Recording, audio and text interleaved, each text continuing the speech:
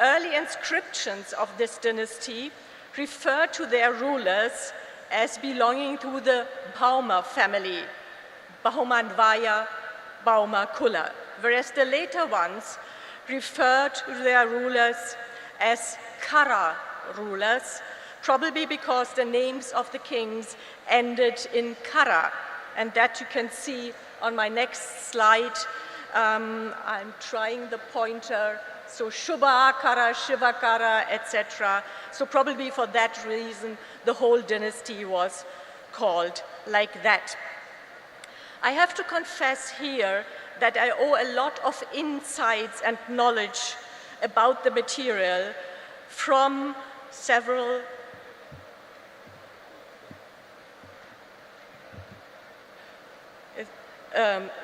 scholars who worked and are still working in the same field.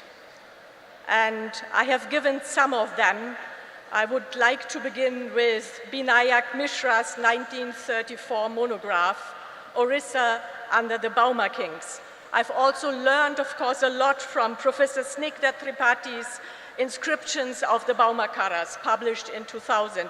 I have learned from the really groundbreaking work by Professor Subrata Kumaracharya and from contributions by other scholars, including, for instance, B.P. Sahu, Dinesh Chandra Sirkar, Upinder Singh, and of course Hermann Kuhlke, whom we will listen to this afternoon.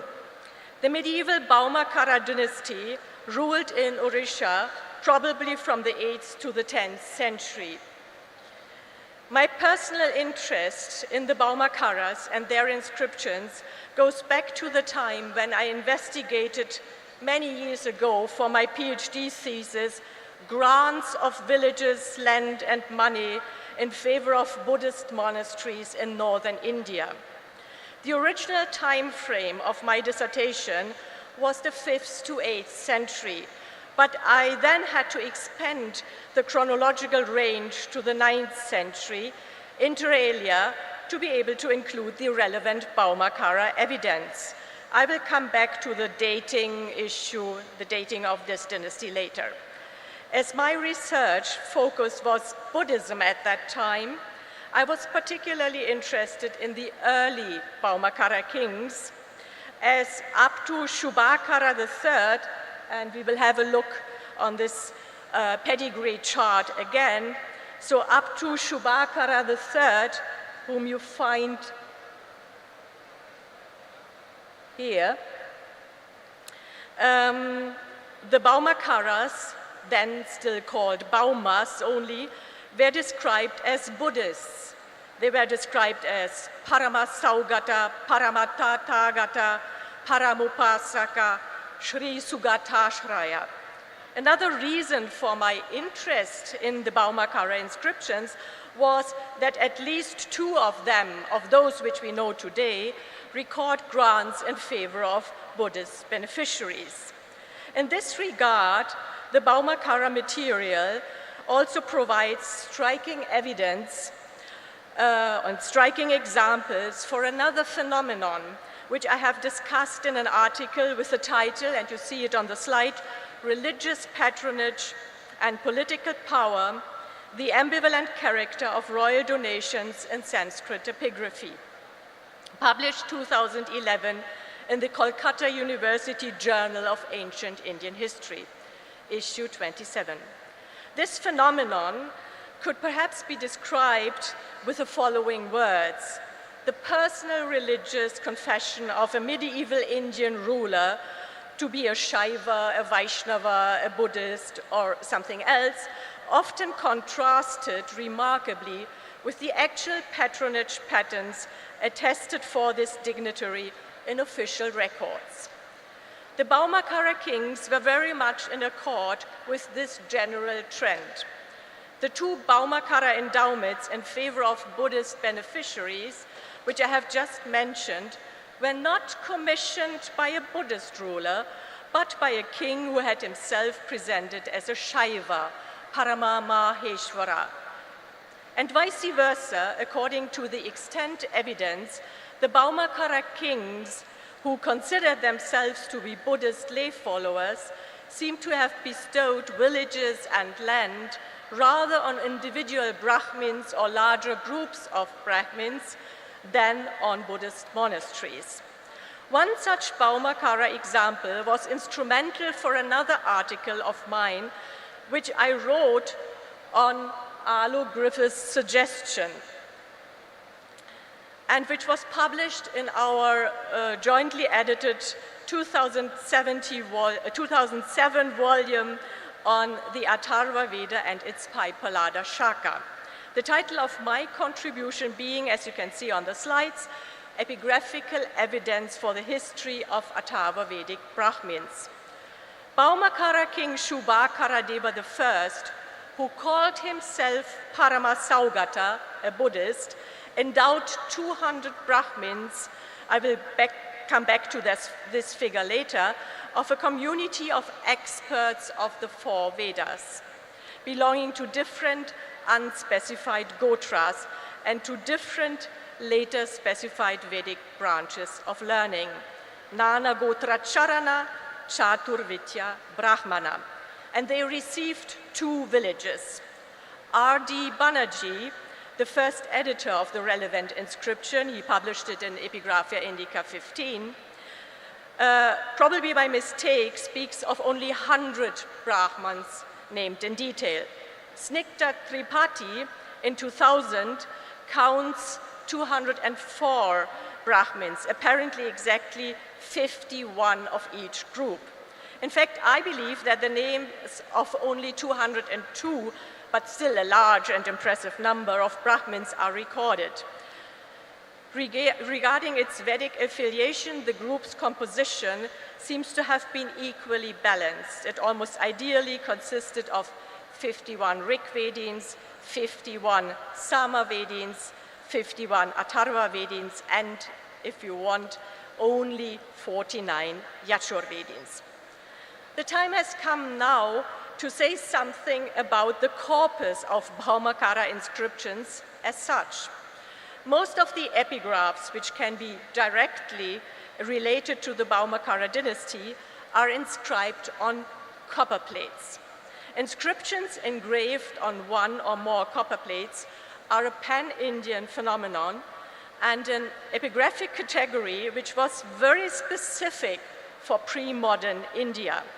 Such inscriptions are official documents, usually recording royal grants of whole villages or portions of land to religious recipients and containing not only a detailed description of the donation itself, but also a description of the royal donor. And I call these records copperplate charters or title deeds. In case of the Baumakara charters, one has to note that these are engraved on both sides, on the 2 sides of single copper plates each, with the seal directly attached to the plate. So you can see here the first side of such a Baumakara copper plate with the attached seal, and that would be the reverse. You will have realized that I propose to talk about the female rulers of the Baumakara dynasty, but have not used the term queen a single time in the roughly 1,000 words which I have spoken so far. The reason is that I first wanted to show that whatever pan-Indian or all-Indian historical phenomenon one wants to study, there will be always striking evidence from Orisha, often confirming patterns which are perhaps also found elsewhere or modifying the evidence. And it's regularly the Baumakaras that have to be featured in such investigations. But now I want to discuss a phenomenon which seems, for me at least, to be more specific to the Baumakaras and thus perhaps also more specific to Orisha. And this is the role and impact of female rulers. It is a specific feature of Baumakara dynastic history that in addition to epigraphic information on the reign of at least 12 kings, and you see a little bit of information on that slide. So in addition to epigraphic information on the reign of at least 12 kings, we also have evidence for the fact that 7 queens acted as rulers. Altogether, 8 copperplate charters issued by 6 kings dated in the first 150 years of the so-called Baumakara era are extant, as well as 15 title deeds by 5 ruling queens dated in the last 50 years of the Baumakara era. I should mention here that there has been some controversy on the beginning of this era. Dinesh Chandra Sircar, for instance, dated the beginning of this era to 831 Common Era. However, I am of course following the scholars from Orisha who have concluded that this era commenced in 736 Common Era. As a consequence, I assume that the Baumakaras ruled from the 8th to the 10th century and not from the 9th to the 11th. However, the exact absolute chronology is not very important for our topic. Almost all female rulers of the Baumakaras were widows of former Baumakara kings, and it seems that for a certain period, one widow almost succeeded the other. The only exception known so far is, and I think I have to go to this slide again, the only exception known so far is Queen Dandi Mahadevi, which you find here as my number 17, who in her own records is described as the daughter of Queen Gauri, who had followed her deceased husband Shubhakara V on the throne. So we see all this here. In that period, there were also some probably weak male regents in power, but no inscriptions issued by them are known so far. Like their male counterparts, the queen regents of the Baumakara dynasty had typical royal title deeds produced, with genealogical descriptions of the family, recording the sequence of male and female rulers, including the relevant relationships, in a way which in their understanding or in the understanding of their chancellery, their court, must have been the politically correct at that time. But the actual line of succession does not always become completely clear from the individual charters or copperplates. Let us start from the beginning. Queens were already mentioned in the early grants of the Baumakara kings. In the Chaurasi plate of Shivakara II, and I'll point him out, it's number 4, year 12, and this plate is preserved at the Orisha State Museum. The ruling Baumakara king is described as grandson of Shivakara I and of Mahadevi Jayavali Devi, and as a son of Shubhakara I and Mahadevi Madhava Devi. And let us come to another example. This is the Thirundya plate of Shubhakara II, year 100, also preserved here in Bhubaneswar at the Orisha State Museum. The Bauma ruler is described as son of Shivakara II and Mahadevi Mohini Devi. Shubhakara II granted a whole village at the request Vijnaptya of Queen or Princess Rajni Nrina to 6 Yachovedins. And let us come to another example.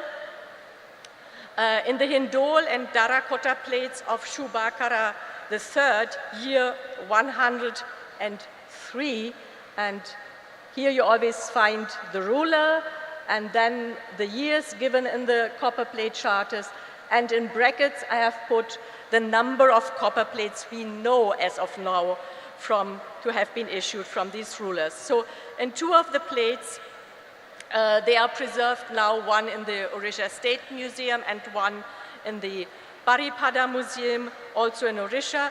The Kara king, so at that time the dynasty already was named after the second component of the names, is described as son of Shantikara I and Mahadevi, Tribhuvana Mahadevi I, who is labeled as being born from the ornament of the family originating from the Nagas. So far, queens were included in the description of the line of succession as mothers of male rulers, a tradition followed by several dynasties in India, also elsewhere.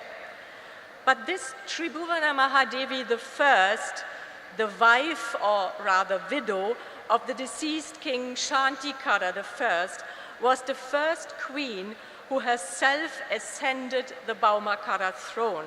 Most probably, we still do not know any inscription of her own. In the 3 Tolcher plates of the years 141 and 149, all preserved and kept in the Baripada Museum, it is mentioned that after her husband's and her son's Shubhakara III's sudden demise, Tribhuvana Mahadevi I reigned for her minor grandson Shantikara II, to whom she later handed over the sovereignty. It is said that she became Nrpa with long final A, which is probably an attempt to create an appropriate designation for her for a female ruler. The 2 bout plates of the year 158, I will show this to you also here. So this is the year. We are now at this position in the pedigree. So in the 2 so-called bout plates of the year 158, also preserved at the Odisha State Museum, these 2 mention Tribhuvana Mahadevi I again, but under another name. Now she is named Goswamini. These copper plates state that she succeeded Shubhakara III because he had left no son. The Sanskrit says, Tasmin ajata tanu janmani. And that the queen, at the time of his majority, handed over the power to her grandson, Shantikara II. If we take this literally, this means that Shantikara II, I perhaps should point out to him here on the chart, so this is the gentleman,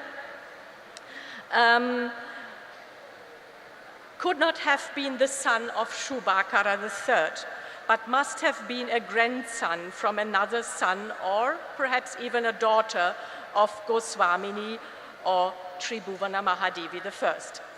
These indications point into one and the same direction.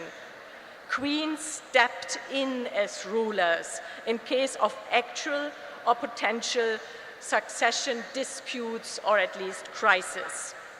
In the Tolcher plate of the year 141, already mentioned, another queen, Hira Mahadevi, she is mentioned on the slide, chief wife of Shantikara II and mother of the current ruler Shubhakara IV, is labeled as Maharajadiraja Parameshwari. For the sake of comparison, I would like to add, and you can see that on the slide as well, Shubhakara IV bore the imperial titles Paramavataraka, Maharajadiraja, Parameshwara, and the religious epithet Parama Maheshwara, so he was a Shaiva. Parameshwari is the expected feminine equivalent for Parameshwara, whereas the masculine form Maharajadiraja, referring to a queen, shows the lack of a more appropriate term for females. The use of imperial titles for the queen Hira Mahadevi perhaps indicates that she also might have ruled at some point of time, although this is never explicitly mentioned in any of the extant records. The two bout plates of the year 158, so I'm coming back and forth to this chart to always show you where we are right now. So the two so-called bout plates already mentioned are the first known examples of Baumakara charters commissioned, issued by a ruling queen, in this case Tribhuvana Mahadevi II. Shubhakara IV, this is year 141 or 145 of the Baumakara era, was married to Prithvi Mahadevi, the daughter of the king of Kosala, who assumed power after Shivakara III's rule. We have the year 149 for him, which you can also see on the chart. And she, which is expressly said in the charter, was then known in the world as Tribhuvana Mahadevi, and we call her Tribhuvana Mahadevi II, but all the numbering is done by scholars, not by the inscriptions themselves.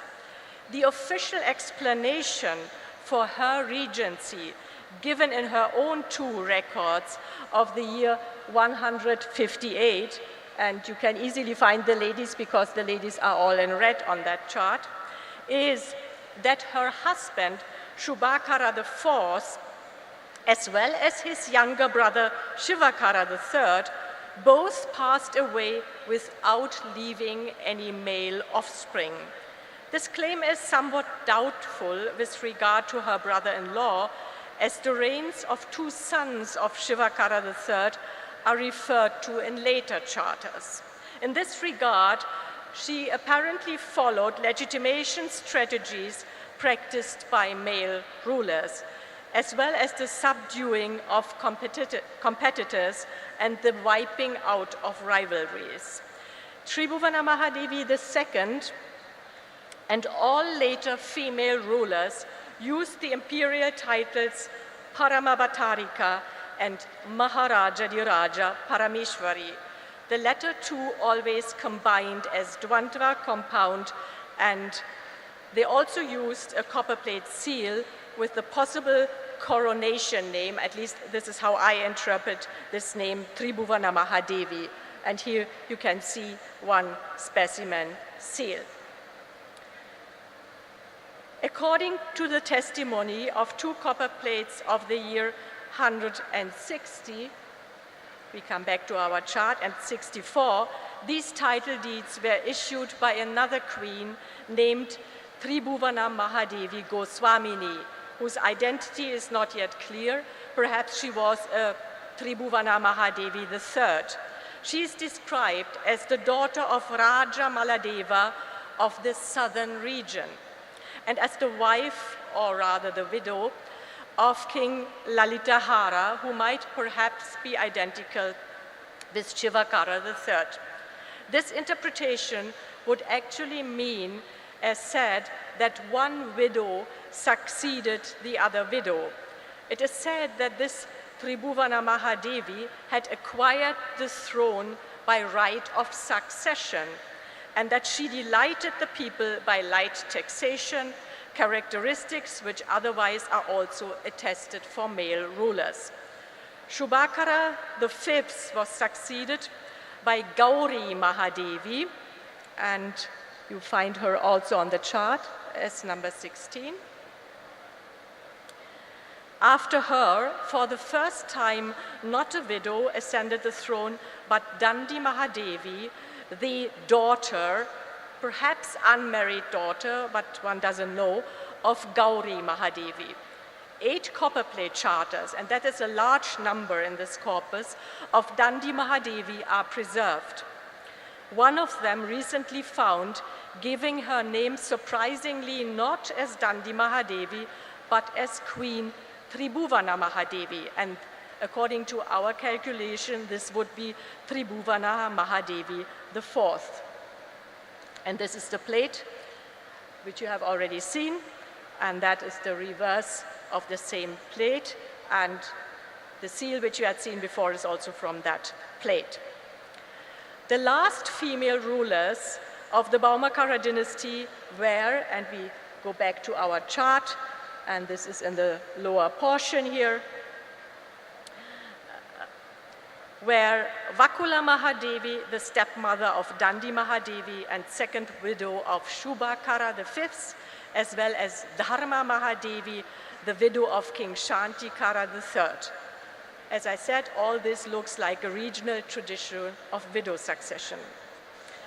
The female Baumakara rulers used imperial titles and religious epithets along the lines of the practice followed by their male predecessors, but with, of course, own preferences, which are quite different. Similar to their male counterparts, the queen regents made endowments in order to acquire merit for themselves and for their parents. The deceased husbands were not specifically mentioned in this formula of religious merit of punya, which somehow at least indirectly implies that nobody born into the Baumakara family was supposed to directly benefit from the merit accrued through the grants of the ruling queens. However, in all extant charters of Baumakara kings and in most of the charters issued by queen regents, a very specific punya formula was being used. And you find that also on the slide at the beginning. So it's, in my translation, for augmenting the religious merit of mother and father, myself and all beings. Mata Pitror Atmanach Sarva Sattvanan Cha Punya Bivridaye. The phrasing is distinctly Buddhist, and the use of this expression in charters of the early Baumakara rulers can be explained with the fact that these kings had personal leanings towards Buddhism, but somehow this formula was also inherited then and taken over for later charters. While, as already mentioned, some of the early Baumakara kings declared themselves to be followers of Buddhism, most of the male rulers of that royal line were Shaivas, Parama Maheshvara, as the mainstream of medieval Indian rulers.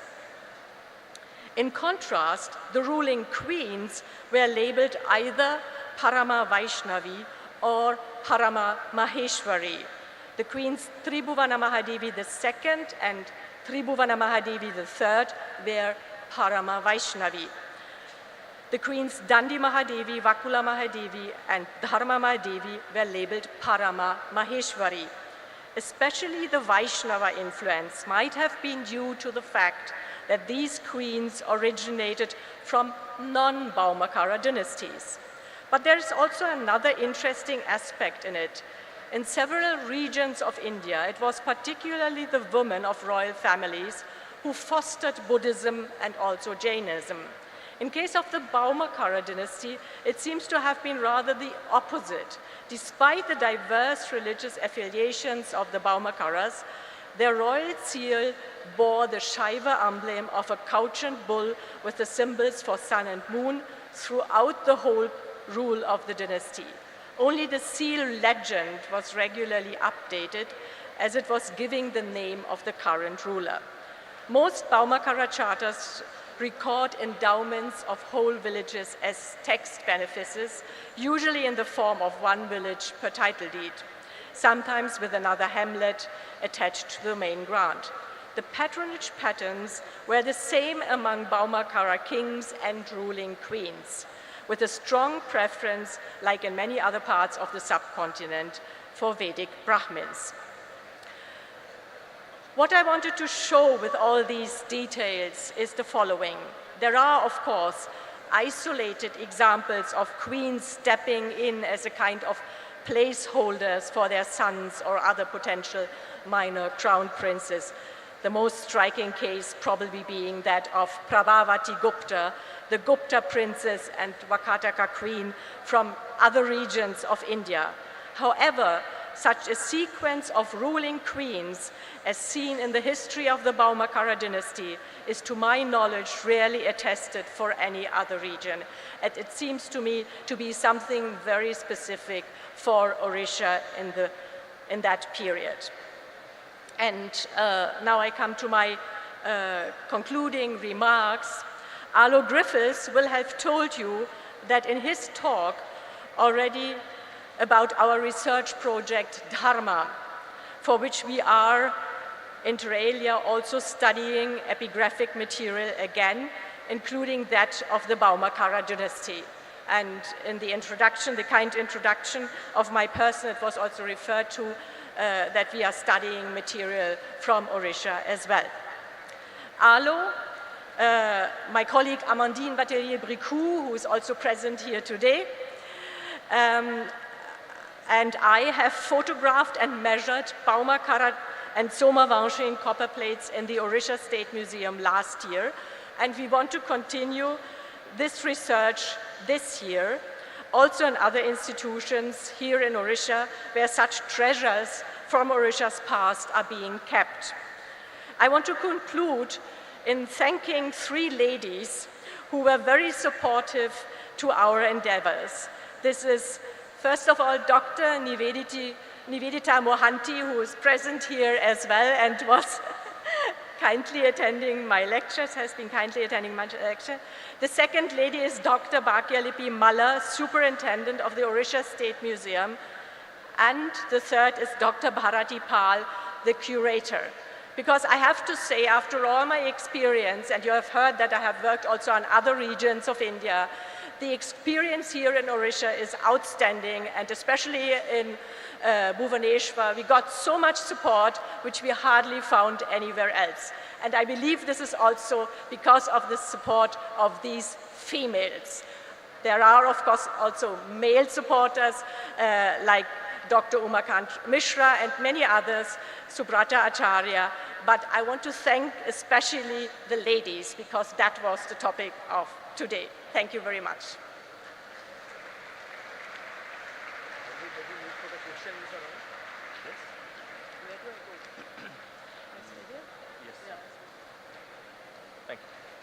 Thank you so much, ma'am. May we request to please kindly put your hands together a little louder for Professor Annette Smith-Chen, ladies and gentlemen. She enlightened us on female rulers in medieval Odisha, the case of Baumakara queens. Thank you so much, madam, from core of our hearts. Now this session is open for the questions. If anyone, jodi kahanko pakhare kichi prashna achi, kichi shabda rakhiba pai chahunchନ୍ତି, tahale apan mane pachari paribe. Anurodh kariya pai chahibe eko mic.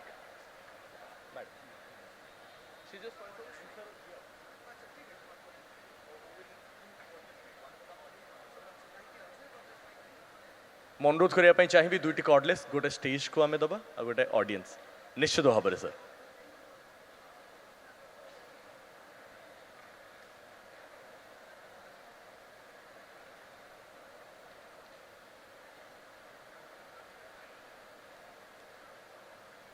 Odia ଭାଷା ଅତୀତର ଅସ୍ତିତ୍ୱ ଆଲୋକପାତ କରାଯାଇଥିବା ବିଶ୍ୱବସ୍ତୁରୁ ଆମେ ସମସ୍ତେ ଜାଣିବାକୁ ପାଇଲୁ, ବୁଝିବାକୁ ପାଇଲୁ। ବିଶ୍ୱାସ ଅତୀତ ଏବଂ ଭବିଷ୍ୟତକୁ ଦୁଇଟିକୁ ସଂଯୋଗ କରୁଥିବା ଛାତ୍ରଛାତ୍ରୀ ବୃନ୍ଦମାନଙ୍କ ମଧ୍ୟରେ ମନସ୍ପଟରେ ଅନେକ ଗୁଡ଼ାଏ ପ୍ରଶ୍ନର ଉତ୍ତର ଏହିସବୁ ଆଲୋଚନାରୁ ନିଶ୍ଚିତ ଭାବରେ ପାଇଥିବେ। ଆଉ ଏକ ମାଇକ୍ ଷ୍ଟେଜ୍ ପାଇଁ, ଆଉ ଗୋଟେ ମାଇକ୍ କର୍ଡଲେସ୍ ଷ୍ଟେଜ୍ ପାଇଁ ଆମକୁ ଦରକାର।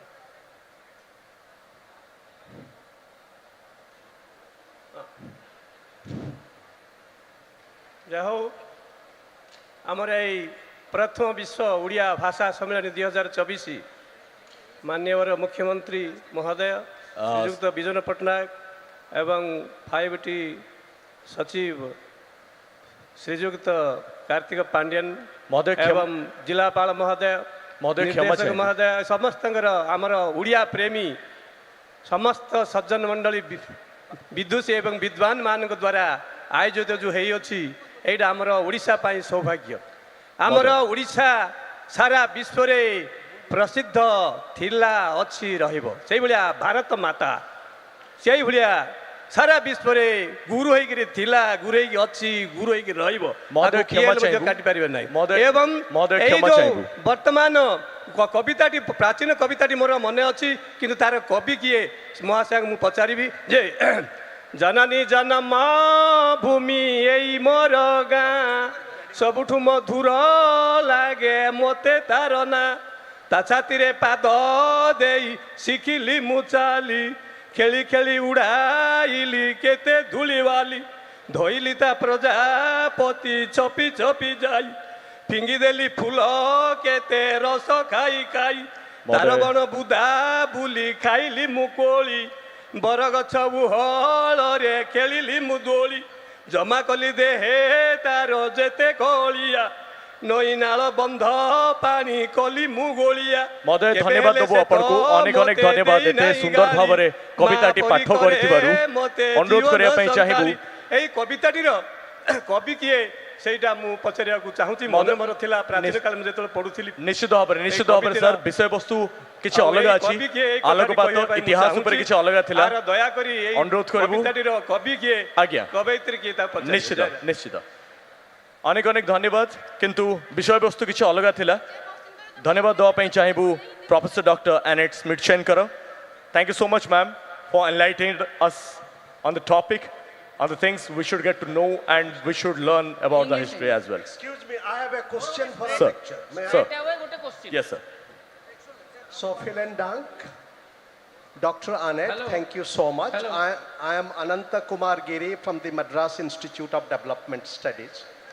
Now, your work is so fascinating, and the kind of border crossing space in which the Saiva, the Buddhist, and the Vedic was interacting. It is in that context, these female rulers that you are presenting, for example, Prithvi Mahadevi, Tribhuvana Mahadevi. Now, whether there was a border crossing dialogue with Tantra, this is my first query. My second query is, in terms of study, this study of inscription, now how it is also accompanied by a transdisciplinary effort.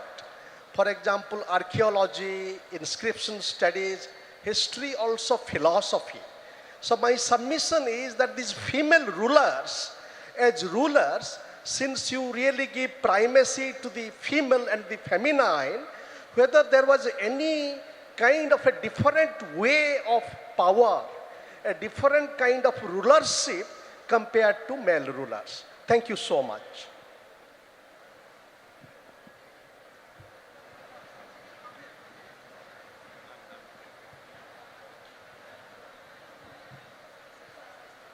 Check.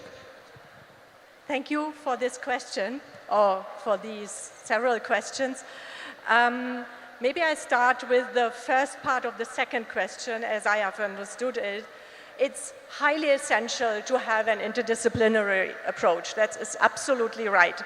So, and this is also something which we try in our research project to give this a particular focus. So we are trying to include archaeological research, also the research of literary sources, manuscript sources, besides inscriptions.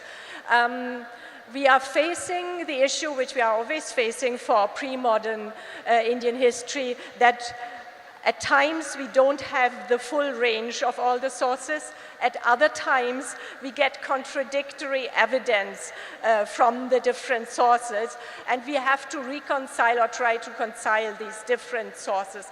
But it's a highly essential issue, and we try to address this as well. That's very true. I didn't do it in my talk, but in general, yes. So the second part of the second question, whether there's anything particular about these female rulers being females, I mean, you will have realized during my talk that I did not really apply a feminist approach or anything like this, which is not my personal approach. But I found it still striking, this very female presence in the dynastic history. And I think my examples have shown, I haven't brought it to that very, very clear point that actually the female rulers acted very much the same way as the male rulers acted. They acted as rulers. And when there were differences, or if there were differences, it was more from their personal dynastic background. So they were not of course, Baumakara origin. So they brought, so to say, their inheritance from their local regions or from their dynasties into that. So that is more of the approach here. And I also find quite interesting what I said about the terminology, the titles being used. Okay, for Parameshvara, you find a female equivalent. For Paramavataraka, you find a female equivalent. But what about Maharaja Dhiraja? So that compound, of course, could be also translated in a different way. But frankly speaking, when I read these inscriptions and saw that they used this title, this very powerful title, Maharaja Dhiraja, then I had grammatically correct only in compound, and it could be translated also in another way. But then I was reminded of how I encountered with a police lady once in Orissa, and she told me that they somehow expected to be addressed as sir, because the full power was very often attributed to the male titles. But so there's not so much about females and males in the distinction of the practices, etc., but it's more about their personal background. But what I wanted to stress, and that I find quite striking, that we have such a strong influence of females who made it to power in this particular period of time in Orissa and this dynasty. Thank you. Thank you so much, sir, for the question, and thank you so much, Professor Dr. Smith Chen, for enlightening us with all the good answers. Ladies and gentlemen, may we request you all, please kindly put your hands together. Here is the time for the felicitation. Sambardhanara Parba Vartaman, अनुरोध କରିବା ପାଇଁ ଚାହିଁବୁ ଶ୍ରୀଯୁକ୍ତ Hemant Sharma IAS ପ୍ରମୁଖ ଶାସନ ସଚିବ ଶିଳ୍ପ ବିଭାଗ ଓଡ଼ିଶା ସରକାର ଏବଂ ତାଙ୍କ ସହ ମଞ୍ଚ ଉପରେ ଯୋଗ ଦେଇଛନ୍ତି ଶ୍ରୀଯୁକ୍ତ ବୀର ବିକ୍ରମ ଯାଦବ IAS ପ୍ରମୁଖ ଶାସନ ସଚିବ ପୂର୍ତ୍ତ ଏବଂ ଖାଦ୍ୟ ଯୋଗାଣ ଓ ଖାଉଟି କଲ୍ୟାଣ ବିଭାଗ ଓଡ଼ିଶା ସରକାର। ଏ ସମ୍ମାନ ଆଜିର କାର୍ଯ୍ୟକ୍ରମରେ ରାଜ୍ୟ ସରକାରଙ୍କ ତରଫରୁ ଆଜିର ଏ ମଞ୍ଚ ସମ୍ମୁଖରେ ବସିଥିବା ସମସ୍ତ ଅତିଥିଗଣଙ୍କ ତରଫରୁ ପ୍ରଫେସର ଡକ୍ଟର ଆନେଟ୍ ସ୍ମିଥ୍ ଚେନ୍ଙ୍କ ପାଇଁ।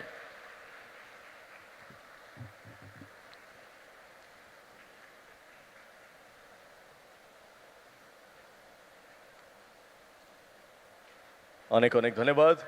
Thank you so very much, sir, for doing the honors.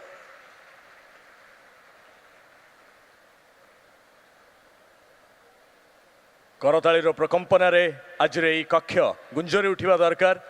सम्मान पर्व, साहित्यर पर्व, इतिहासर पर्व, संस्कृति एवं परंपरार पर्व जहाँ आमको आगे नौची। Thank you so very much, madam, again from the core of our hearts. I have to have the last word. I want to thank you all for your great hospitality.